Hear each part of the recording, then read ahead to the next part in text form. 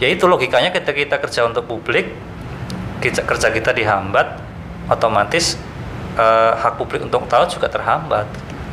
Sekarang kalau misalnya setiap wartawan takut menginformasikan suatu hal yang misalnya menyimpang dari regulasi misalnya, dan akhirnya tidak diberitakan, siapa yang akan tahu misalnya bahwa dia korupsi?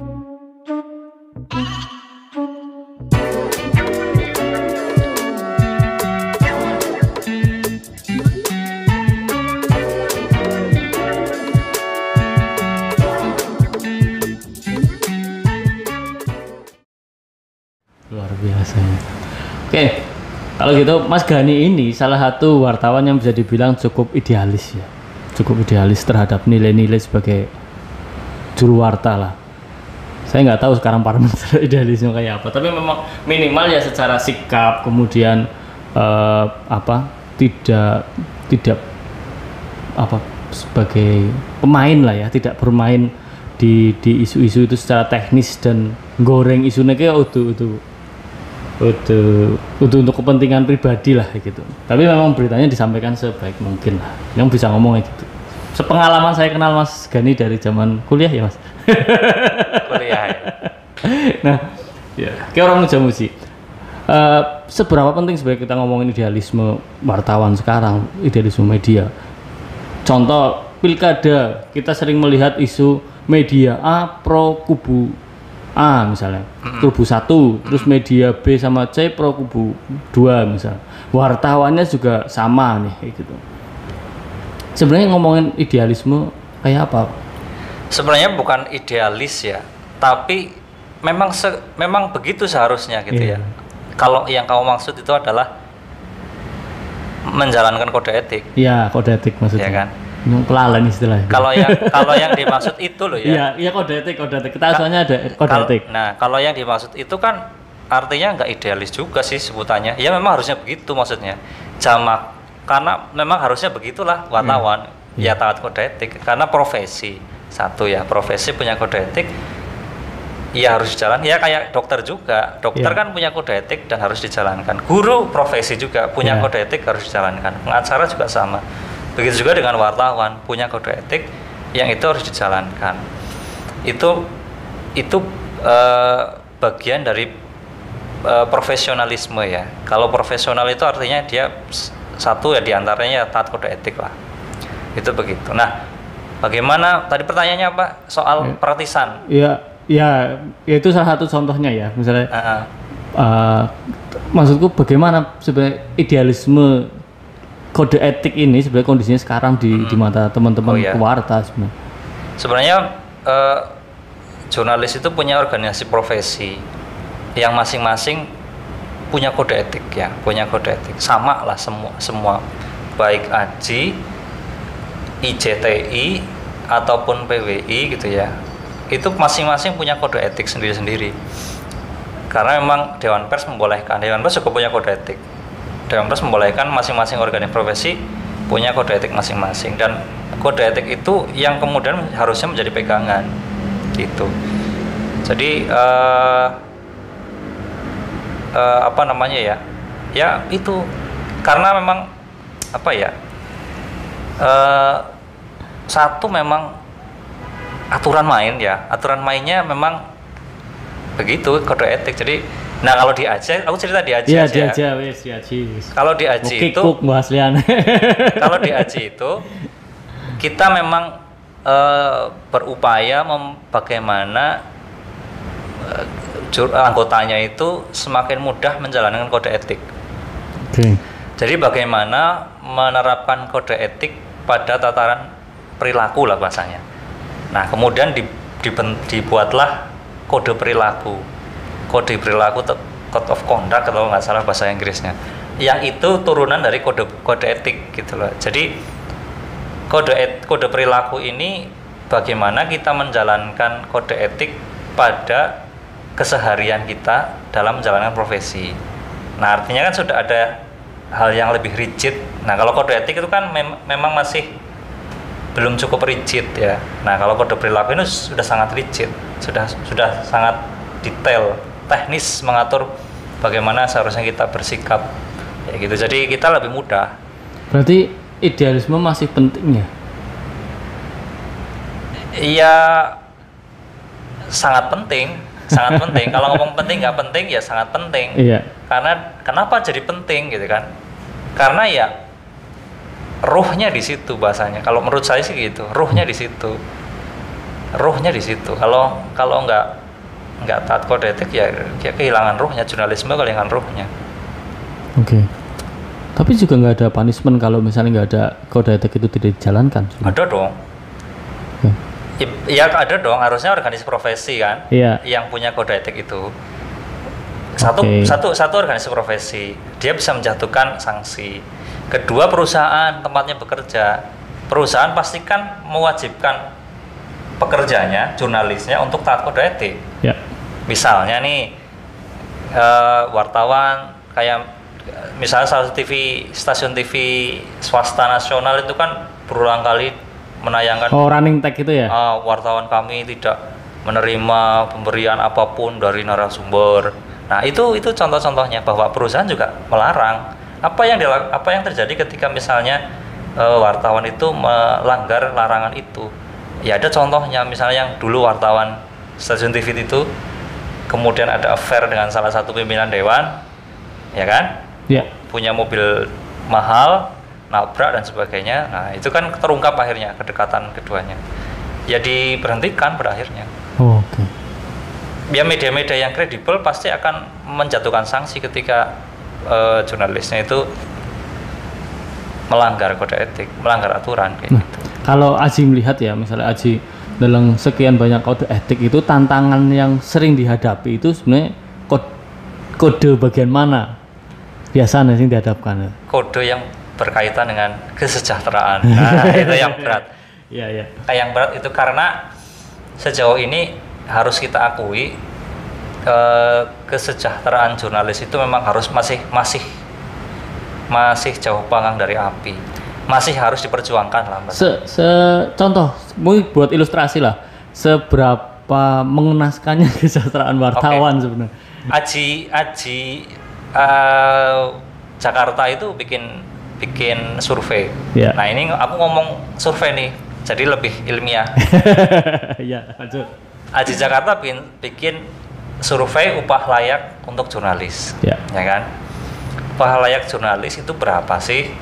Dengan menghitung komponen-komponen yang memang diperlukan untuk wartawan. Karena kan menurut kami tidak bisa disamakan antara misalnya pekerja yang lain, sektor lain dengan jurnalis misalnya. Itu kebutuhannya berbeda gitu. Misalnya kita butuh karena kita butuh mobile misalnya, pasti ada transportasi. Kita butuh komunikasi dengan banyak orang, butuh telekomunikasi. Kita butuh asupan pengetahuan misalnya, maka kita butuh buku misalnya. Kan begitu. Jadi komponen-komponen itu dihitung oleh kami dan ketemulah angka misalnya kalau nggak salah kisaran 4 jutaan lah, itu upah layak jurnalis di wilayah di Jakarta. Tapi komponennya sama sih sebenarnya. Komponen untuk kebutuhan jurnalisnya artinya kan sama dimanapun sama. Tapi ini yang melakukan survei kan di Jakarta, itu ketemu angka 4 juta berapa sekian lah. Itu aja 4 atau berapa ya, aku lupa angkanya, aku belum update, yang tahun ini belum update lagi, tapi tahun-tahun kemarin ini aku yang idealnya segitu misalnya 4 juta misalnya. Nah, kondisi realnya kamu bisa ngitung sendiri karena kamu kan pernah di media kan. Begitu. Jadi bahkan sekarang kalau tahun ini ya, ini tuh beberapa tahun yang lalu ya, tahun ini malah sudah lebih dari 4 juta. Kisaran 8-an apa ya, itu di Jakarta ya.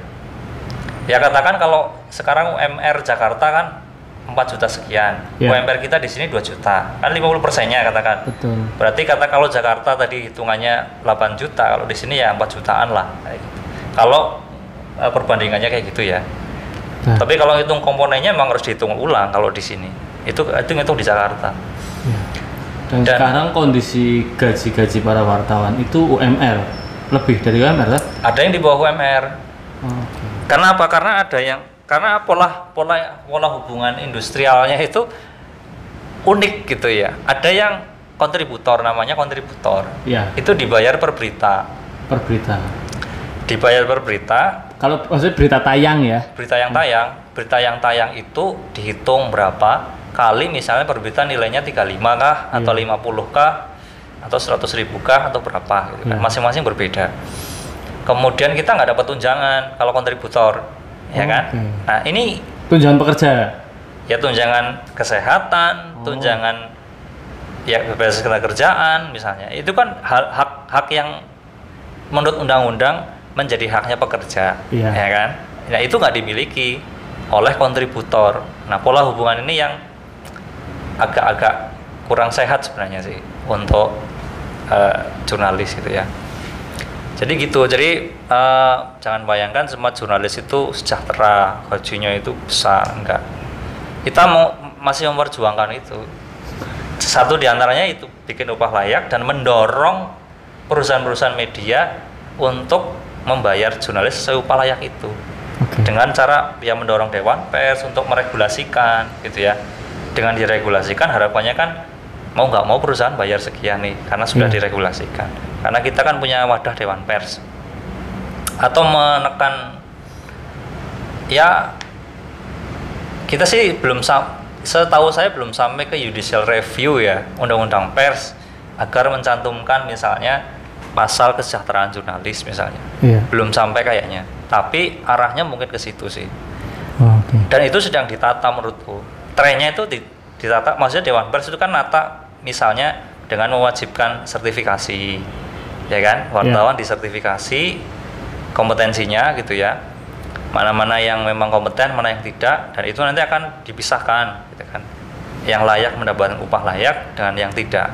Yang profesornya dinilai kompeten, profesional, mungkin akan dinilai layak mendapatkan upah yang layak misalnya. Jadi mulai dipisah-pisahkan. Media juga sama, sekarang kan disertifikasi sama Dewan Pers.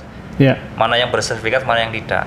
Artinya untuk memisahkan, mungkin niatnya memisahkan mana yang media yang kredibel yang beneran dengan media yang nggak beneran ya, yang abal-abal katakanlah, yang nggak bertanggung jawab misalnya. Tapi itu menjadi problem memang, karena banyak diantara kita yang punya media rintisan kan belum berbadan hukum misalnya.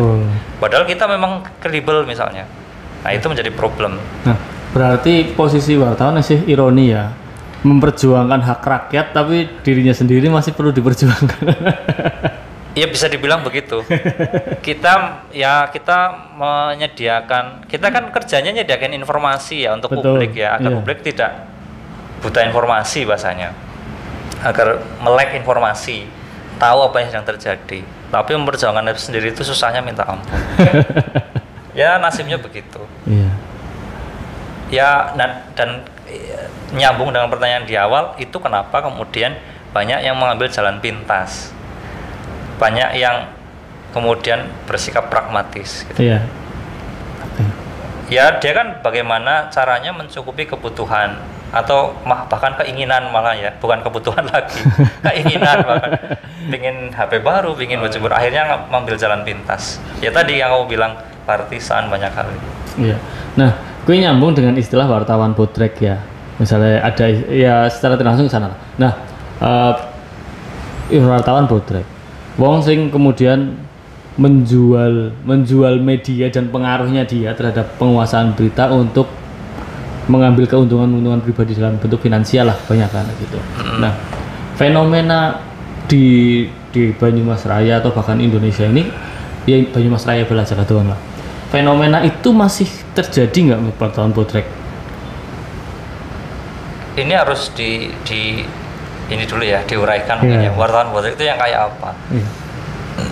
Karena ada banyak perspektif ya. Ada yang bilang wartawan botrek itu wartawan yang medianya nggak jelas. Ya kan? Ada yang beranggapan wartawan botrek itu wartawan yang tadi, yang pragmatis, yang mengalahkan segala cara, misalnya meras gitu ya, atas nama jurnalis gitu kan. Kan banyak kasusnya. Saya pernah mendengar di desa-desa mungkin atau di sekolah-sekolah itu saya pernah dengar kasusnya. Ada yang seperti itu. Ada yang memanfaatkan profesi jurnalis untuk memeras misalnya. Nah, itu masih ada gitu ya. Karena memang ada yang mengeluhkan, ada yang mengungkap gitu. ini saya ketemu ini misalnya, ketemu jualan kaos tapi agak maksa misalnya. Ada yang bawa kalender tapi jualnya agak maksa misalnya, harganya harus sekian, harus beli sekian. tuku ditulis gitu. Nah, kalau nggak dibeli, diancam, diperkarakan, kan, dilaporkan ke penegak hukum dan sebagainya. Nah, itu masih terjadi, masih terdengar lah, saya masih terdengar. Nah, itu memang ya sebenarnya itu sudah masuk kejahatan ya, pidana. Artinya nggak kena UU pers. Ya kalau pidana ya pakai KUHP saja, nggak usah pakai UU pers. Kalau UU pers itu kan untuk misalnya sengketa berita gitu ya. Itu memang undang-undang pers itu solusinya, karena memang sudah spesialis ke situ ya. Nah, kalau misalnya kasusnya pemerasan, pemaksaan dan sebagainya kan sudah ada pidananya. Kalau sudah pidana itu ranahnya polisi kan. Kalau misalnya sudah merasa terancam, sudah merasa tidak aman dengan perilaku itu, ya laporkan ke polisi menurut saya. Biar polisi yang menangani, karena itu sudah masuk kejahatan. Di Wonosobo itu sudah saya dengar beberapa bulan terakhir sudah 2 kali kasus pemerasan oleh orang yang mengaku wartawan. Dilaporkan ke polisi dan ditangkap oleh polisi dan dipidana. Sudah ada persedenya. Jadi nggak perlu takut ya, kalau nggak salah gitu ya, nggak perlu takut. Kan kadang takut karena kitanya salah kadang. Misalnya, waduh, beneran nih. Gitu. Nah, gue mungkin lembaga atau institusi saat dihadapkan dengan kondisi begitu misalnya, apakah langsung dilaporkan baik atau dia harus introspeksi diri? Kira-kira laporan temenan masuk berita dengan kejahatan yang lain misalnya. Sebenarnya sikapnya harus gimana? Iya, sebenarnya nggak ada yang perlu dikhawatirkan kalau memang dia bersih ya. Mau diancam bagaimanapun, wong saya nggak salah misalnya. Kalau memang kemudian dia memang sudah meresahkan, laporkan saja polisi misalnya. Kalau dia sudah nggak bisa mentoleransi gitu ya sikapnya, ya udah laporkan ke polisi. Karena kalau tidak bisa jadi dia bukan korban terakhir, ya kan? Dia akan beranjak ke misalnya kalau dia di perangkat desa yang lain, atau kepala sekolah satu, kepala sekolah yang lain misalnya. Karena ya biasanya sasarannya itu perangkat desa atau kepala desa, kepala sekolah SD yang di kampung, yang di desa-desa itu ancamannya misalnya ya dana desa, dana bos, dana dak dan sebagainya. Biasanya modusnya itu. Jadi saya tahu kesalahannya apa misalnya. Tapi asli ngerti, maksudnya mereka itu yang mengaku wartawan ini asli ngerti atau nyondet tanggolat disit informasi? Iya, kadang ada yang hanya tahu gitu loh. Misalnya dengar isu misalnya, ya kadang juga ada yang disertai misalnya dokumen.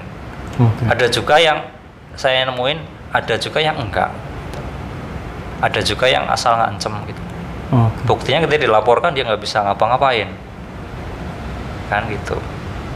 Kan kalau memang dia punya bukti yang kuat kan, ketika dia dilaporkan dia pasti kan berupaya melawan ya, dengan melaporkan balik ancamannya itu, laporkan beneran kayak gitu. Nyatanya enggak tuh, berarti kan dia nggak punya cukup bukti untuk melaporkan. Berarti institusi kayak desa, sekolah lah ya terutama yang jadi sasaran itu benar atau salahnya mereka itu berarti yang penting nggak takut dengan ancaman wartawan abal-abal ini ya. Sing paling penting di awal itu ya. Yang sebenarnya kalau pingin lebih jauh ya bisa ini ya, baca-baca lah. Sebenarnya sejauh mana sih hak wartawan? Wartawan itu berhak mendapatkan informasi. Tapi dia tidak berhak di luar itu. Gitu. Di luar itu ya misalnya itu tadi meras, itu nggak boleh. Wartawan itu dilindungi undang-undang ketika dia bekerja sesuai dengan prosedur, ya kode etik, kaidah jurnalistik dan sebagainya. Dia dilindungi. Kerja media, jurnalisme itu ya. Kerja jurnalisme, profesi jurnalis, wartawan itu dilindungi ketika kerja. Sejauh dia taat kode etik. Ketika dia udah keluar kode etik, dia tidak lagi dilindungi undang-undang pers, tapi diancam oleh undang-undang pers itu sendiri.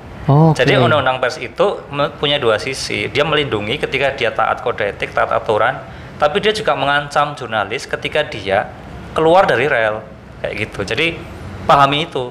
Oke. Kalau udah paham, wah ini nggak benar, kan wartawan nggak boleh gini gitu kan.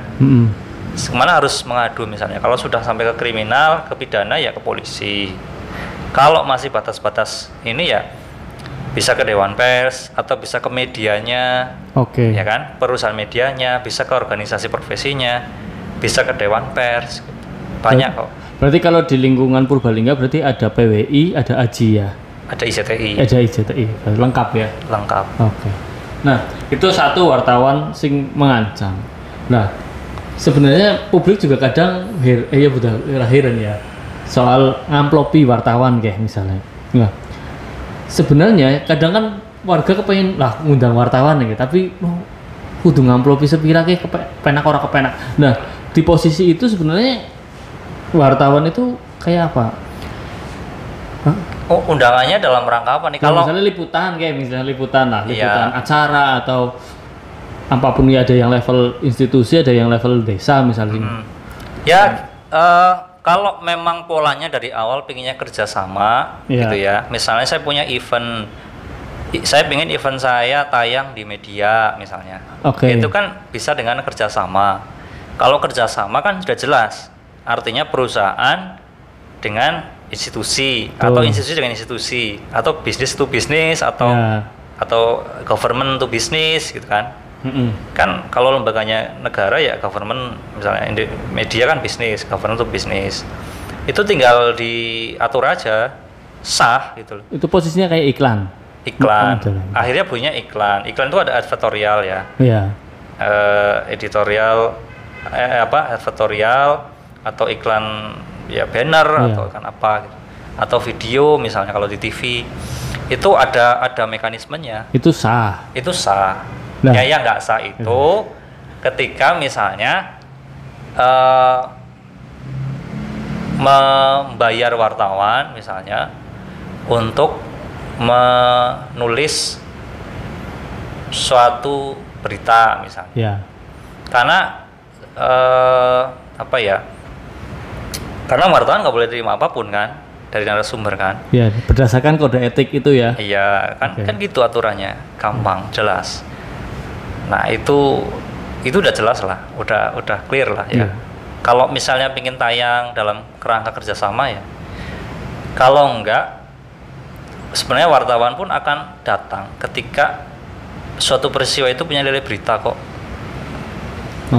Jadi misalnya CLC bikin event layar tancap misalnya kan, atau festival film Purbalingga misalnya, itu menarik gitu kan. Itu menarik karena setiap festival itu kan bawa tema ya. Setiap muatan tema itu pasti ada alasannya kenapa, ada isunya. Nah itu menarik. Tanpa misalnya diundang pun ya kita juga yang merasa berkepentingan, ini menarik nih buat berita. Siapa pasti datang gitu loh. Nggak usah diundang pun pasti datang. Yang penting tahu infonya, waktunya kapan, tempatnya di mana, datang gitu.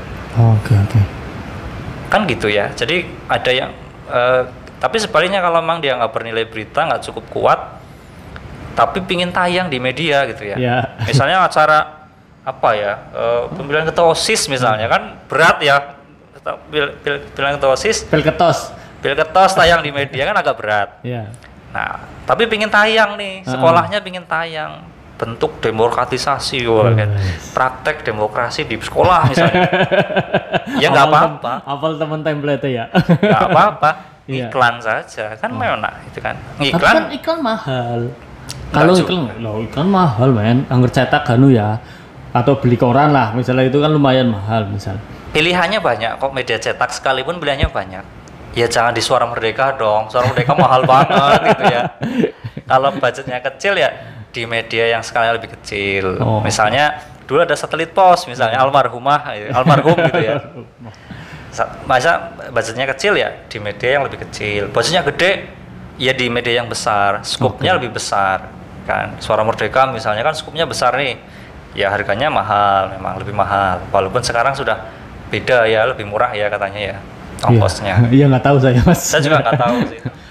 Artinya memang pertama publik tidak usah khawatir kalau kepengen undang wartawan kan gitu.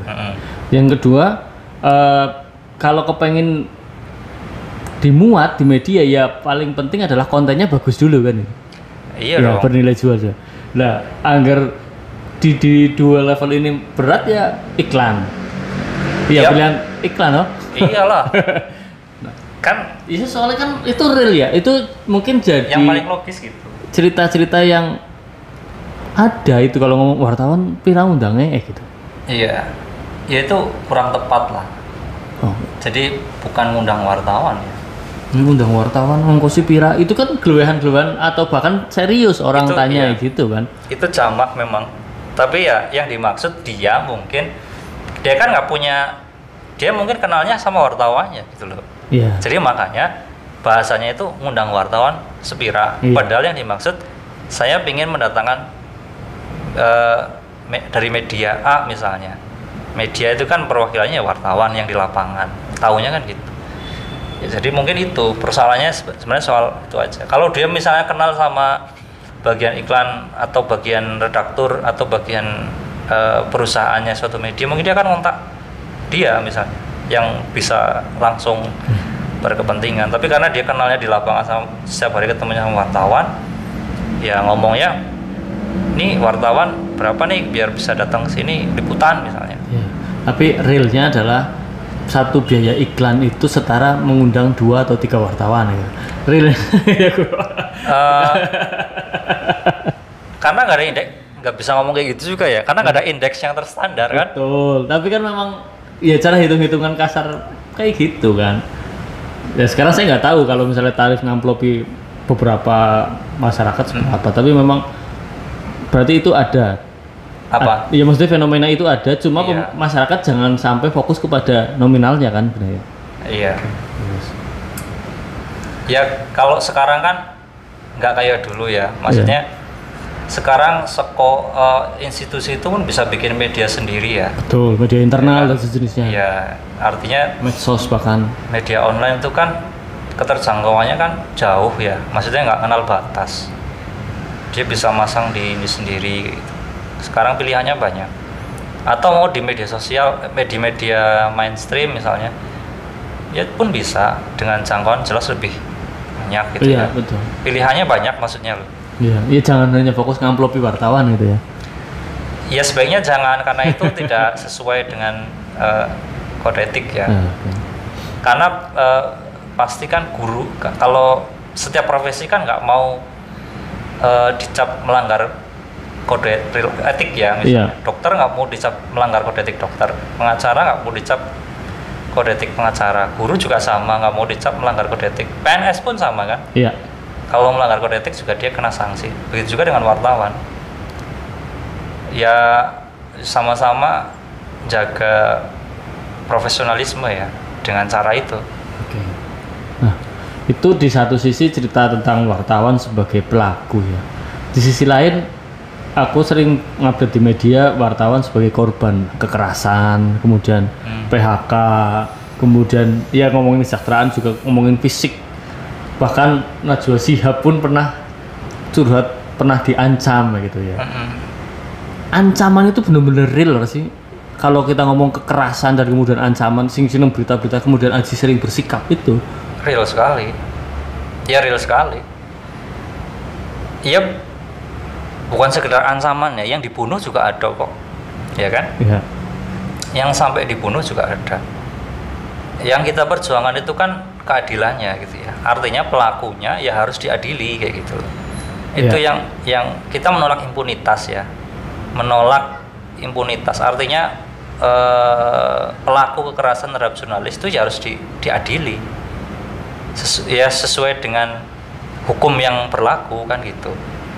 Menganiaya ya hukuman penganiayaan itu apa, membunuh ya hukuman pembunuh itu apa. Itu yang kita perjuangkan. Agar apa? Agar kita juga merasa aman kan. Kita kan nggak bisa bekerja dalam posisi ketakutan, dalam posisi terancam, posisi insecure gitu ya. Nggak bisa, nggak tenang kita kalau kerja di bayang-bayang ketakutan. Maka harus tegas, siapapun yang melakukan kekerasan terhadap jurnalis harus dihukum. Kalau dibiarkan kan pelaku atau orang lain yang berniat melakukan penganiayaan kan juga tanpa beban, ya kan? Iya. Tapi kalau dihukum dia akan mikir, wah ini pelaku penganiayaan terhadap jurnalis dihukum sekian tahun misalnya, dia akan berpikir sekian kali untuk melakukan itu.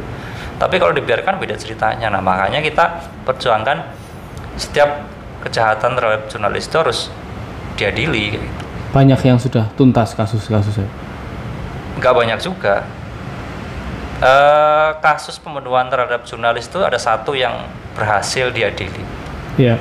Sisanya enggak. Kenapa? Ya karena menyangkut nama besar, karena menyangkut orang yang powerful. Wartawan itu kan katanya aksesnya kemana-mana, backupnya luar biasa ya. Kenal polisi, kenal media, kenal aparat TNI, kenal pengacara, semua banyak yang kenal. Tapi kenapa malah justru sangat terancam? Ya kenal itu kan bukan berarti di backup. ya? Iya otomatis di backup ya. Iya. Lah bagaimana kalau misalnya yang ngancam itu yang seperti itu misalnya, yang dia kenal misalnya, ya kan? Okay. Yang kamu sebut institusi-institusi tadi itu misalnya, apalagi institusi yang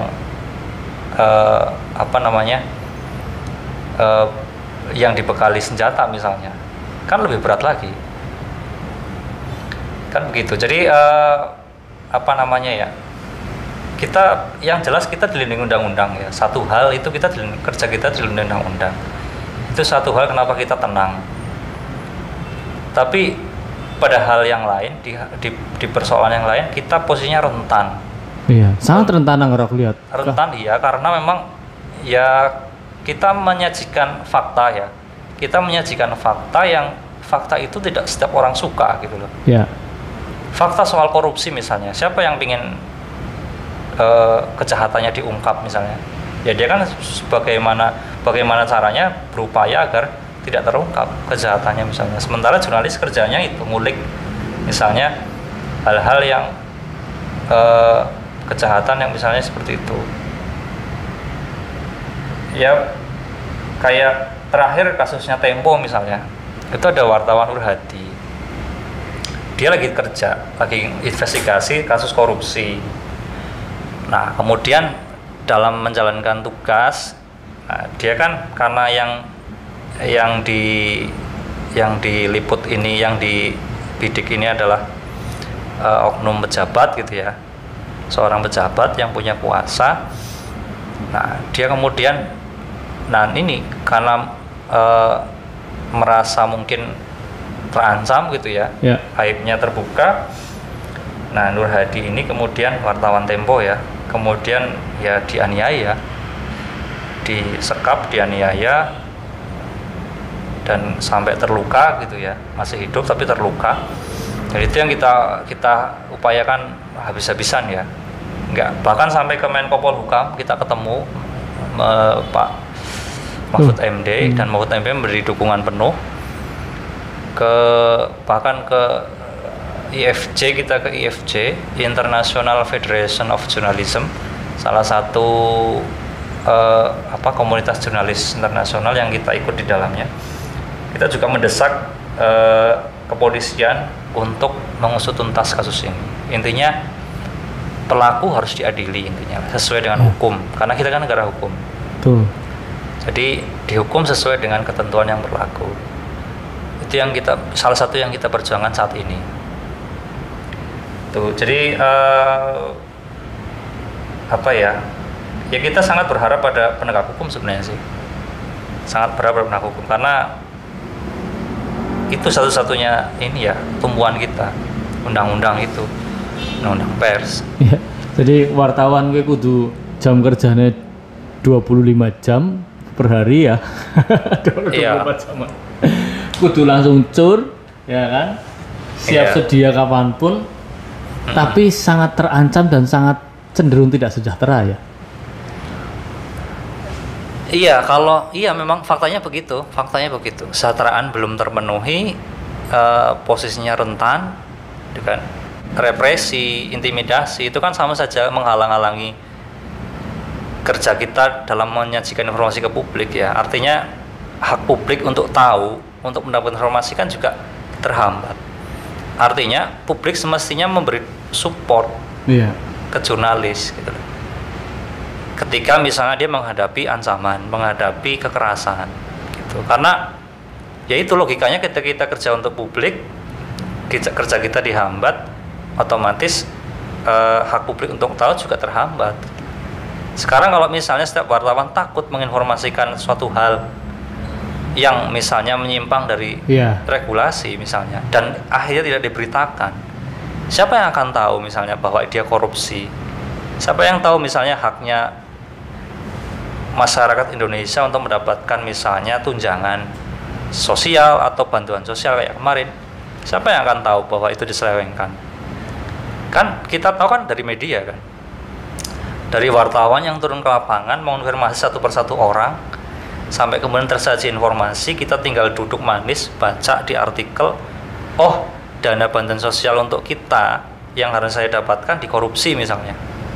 Kan tahu dari. Nah kalau misalnya kita takut wartawan dibikin takut dan kemudian takut memberitakan, akhirnya tidak memberitakan, siapa yang akan tahu? Publik nggak akan tahu bahwa dana bantuan sosial akan dikorupsi misalnya. Nah itu kenapa alasannya menurut saya publik juga harus mendukung, memberi support moral, material dan sebagainya untuk menguatkan jurnalis ini menjalankan tugas-tugas jurnalistikanya gitu loh, kayak gitu. Jadi menurut saya sih, karena ini kan simbiosis lah. Satu menyajikan publik juga harusnya ikutlah membantu, paling tidak mensupport ketika ada yang diintimidasi, dilukai gitu kan. Bahkan sekarang di media sosial banyak di doxing misalnya gitu kan, disudutkan lewat media institusinya misalnya, kan banyak sekali kejadiannya. Kalau di Banyumas Raya sendiri, kasus-kasus kekerasan kemudian bahkan menyudutkan wartawan lewat medianya ada? Kekerasan itu biasanya pada konflik. Kalau di daerah di Banyumas itu biasanya karena konflik, misalnya aksi demonstrasi mahasiswa misalnya, terjadi bentrok dan wartawan menjadi sasaran ya.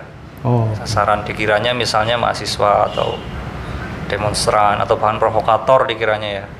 Karena kita kan tampilannya nggak jelas kadang-kadang. Gagah-gagah banget sih lah. Nah, ya sejauh itu sih yang saya lihat belum sampai pada intimidasi untuk. Paling ini ya akses wartawan dibatasi gitu ya, paling serius itu ya. Nah itu yang penting juga keterbukaan ya, keterbukaan informasi publik itu juga misalnya penting, karena akan semakin terbuka. Ini kan sudah ada undang-undang keterbukaan informasi publik ya. Yang artinya setiap warga negara berhak mengakses informasi yang selain informasi yang dikecualikan ya. Yang dikecualikan ya yang rahasia negara misalnya. Itu seharusnya sudah otomatis kan, setiap lembaga punya saluran informasi agar publik bisa mengakses. Ya begitu. Kalau di Banyumas kasusnya belum terlalu eskalasinya belum terlalu tinggi lah. Beda kalau di Papua misalnya, kemarin ada wartawan Papua yang diancam, mobilnya dipecah kacanya dan sebagainya. Aji Papua ya. Oke, terima kasih Mas Rudal Afghani dari Kantara atas waktunya, bisa spek sana spek sini sama Aji Kota. Kamu nggak nanya ini? Apa itu Mas Gani? Ini pita putih ini. Apa itu Mas Gani? Ini bentuk solidaritas kami untuk kawan Nur Hadi, jurnalis Tempo yang diintimidasi. Jadi kita masih memperjuangkan keadilan untuk Nur Hadi agar pelakunya diadili, karena dia ditempeleng ya, dihajar, dikeroyok, diancam-ancam gitu kan, ketika dia kerja menjalankan profesinya sebagai jurnalis. Dan ini solidaritas untuk kawan Nur Hadi. Semoga kasusnya bisa segera clear lah ya, jangan sampai terulang lagi di Indonesia. Oke, terima kasih Mas Gani. Jadi kita tahu ya informasi di balik dunia pemberitaan. Banyak hal yang nggak sederhana kita pikirkan sekedar klik baca gitu ya. Kalau nggak tertarik ya di back dan seterusnya. Itu kompleks. Pekerjaan wartawan juga sangat kompleks sekali. Oke, terima kasih Mas Gani atas waktunya. Sama-sama. Semoga sukses.